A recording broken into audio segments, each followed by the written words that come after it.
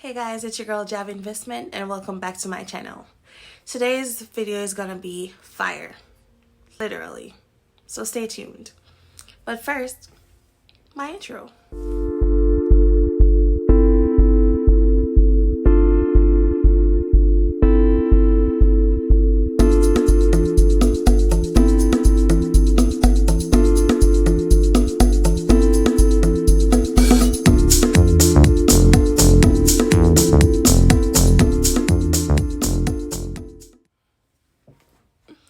I know you probably thought I was joking, but I'm not. Today's topic is FIRE. You may be wondering, what is FIRE? Well, FIRE is short for Financial Independence, Retire Early. I would say fun facts, but it's not much fun, so here's a fact. 1 in 4 Americans have $0 put away for retirement. You heard me, $0. And I know what you're thinking.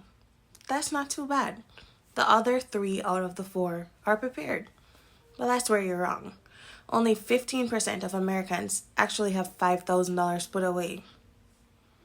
That's crazy. But enough with the doom and gloom. Back to the topic at hand. FIRE.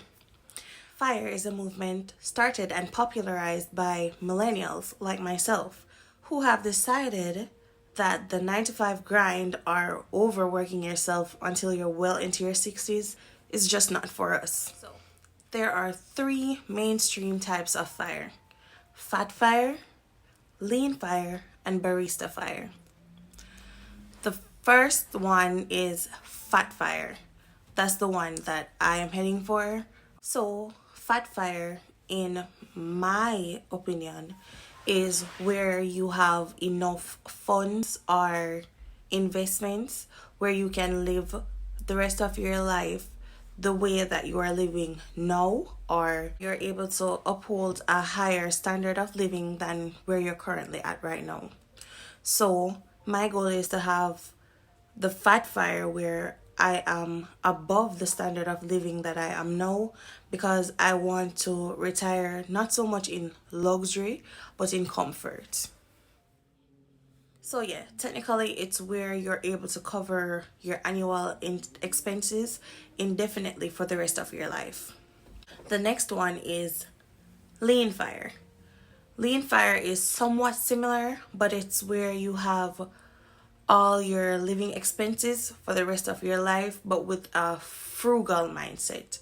Being frugal is where you wouldn't do as much spending, as much maybe vacations.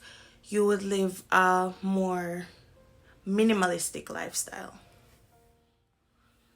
So yeah, lean FIRE is where you take more of a minimalistic approach to life, but you are not struggling to pay your basic like household bill, like your rent or mortgage, your car payments, stuff like that.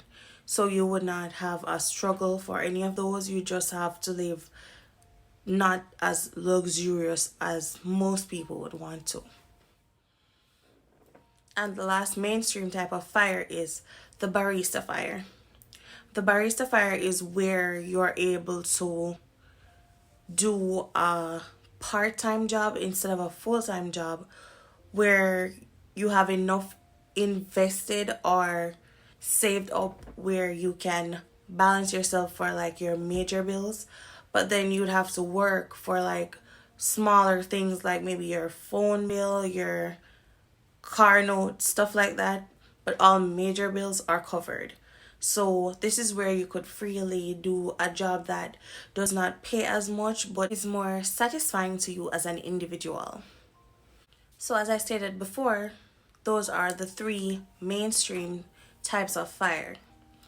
So lesser known facts, there are 10 levels of financial independence. So I have gathered my thoughts in my handy dandy notebook so we won't get off track. So the first one is financial dependency. This is where we all start off. So there's no shame if that's where you are right now. You just need to know where you're at and know where to go from there. So basically, financial dependency is where debt payments and other bills are greater than your own income. This simply means that in one way or another, you are dependent on someone or something else to help you pay for all your bills. Or if you happen to be a kid, you need someone else, most likely your parent or guardian, to put food on the table and keep the lights on. As I stated before, this is the level where we all start out and there's no shame in it. Okay, so the second one is financial solvency. Financial solvency is where you can meet your financial commitments and your other living expenses without any outside assistance. Next, we have financial stability. This is usually when you have built some form of emergency fund in addition to being financially solvent. The next step would be debt freedom. It depends on who you ask. For some, it means being completely debt free, mortgage and all. And for others, it's just being free of high interest debt like credit cards and personal loans, etc.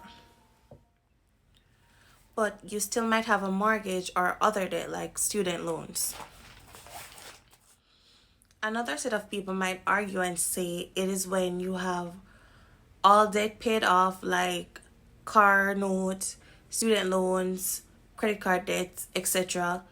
paid off, and you're only left with your mortgage payment. So it all depends on the individual and where you see it making sense to you. So next we have coasting FIRE, also known as the halfway mark. This step on the ladder is similar to the barista FIRE. This is where you could step down from a less rewarding position that pays more and do something that you want to do that maybe pays less or is less stressful. This person would have saved up a considerable amount of money and is able to retire when they are ready. So all they have to do now is make enough to survive until retirement, which is more than likely at the age of 60, depending on the person's individual needs and wants. This person probably worked really hard and saved a lot of money and lived frugally in the early part of their career to better facilitate their lifestyle so that they could coast their way to retirement, hence the name. So next we have financial security. This is when the cash flow from your investments has grown large enough so that it can provide your annual basic survival expenses. Survival expenses are just the basic things you need to survive, like food, clothing, shelter. This does not include your Netflix subscription, Hulu, your Wi-Fi, or other needs that are above bare bone minimum. This, however, is not the ideal spot to retire. I wouldn't do it and I wouldn't advise you to do it either. However, it does give the individual a sense of security in case anything happens. Next, we have financial flexibility. This, in my opinion, is similar to financial security, but just an upgraded version of sorts. This is where you could survive off your wealth, assuming you have a flexible spending plan, one that adjusts for ups and downs in the markets. For example, if the markets are up 20% this year, this individual could then spend more. But if it's down 20%, you would just have to adjust your lifestyle and spend less. So you have to be very flexible. Basically, all I'm saying is at this point, if your investments are up, spend more. If they're down, spend less. At this point, the rule of thumb would be to have 12.5 times your annual living expenses following the 4% rule. So moving on, we have independence. This is based off the 4% rule. With the 4% rule, this is where you have saved at least 25 times your annual living expenses, and this money is now invested in maybe the stock market for most part. And with this plan, you're able to withdraw 4% of your total portfolio annually to fund your living expenses for that year. Why 4%, you may ask, given that the market naturally returns 7 to 9% per year? It's because you're taking into consideration inflation and the general movement of the market. So it's safe to work with 4% or to budget for 4%, even though more than likely you can use more than that. But the majority of the reason for the 4% allocation is because of inflation, which is generally 2% annually. Next, we have financial freedom.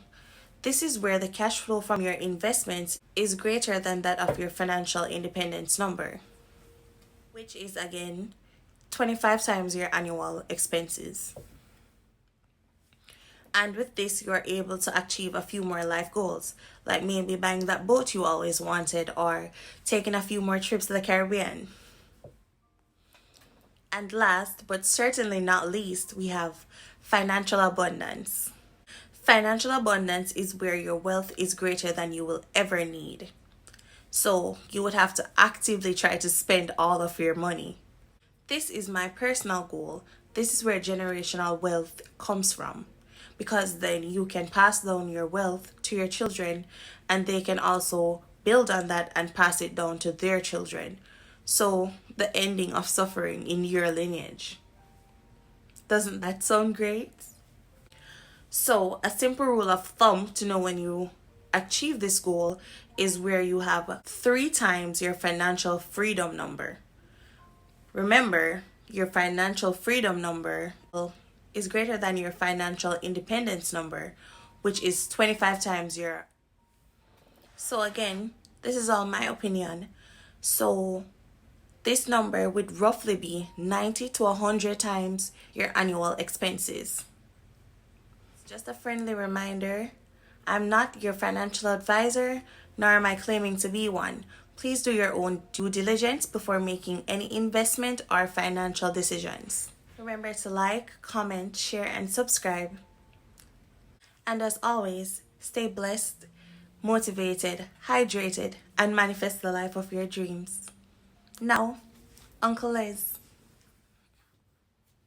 The easiest thing I've done was to get out from under the labels and to live the life that I live. The most difficult thing I've ever done was to believe that I can do it. The difference is that when you don't know what's impacting you, and it's something that's holding you down and you're not aware of it, there are things that when you, in my situation, when you live in a dominant culture that is designed to destroy your sense of self and your belief in yourself, and you have to learn ways in which you can begin to connect with this power that you have within yourself to handle where you are. The key is to be constantly in a perpetual process of discovering the truth of who you are.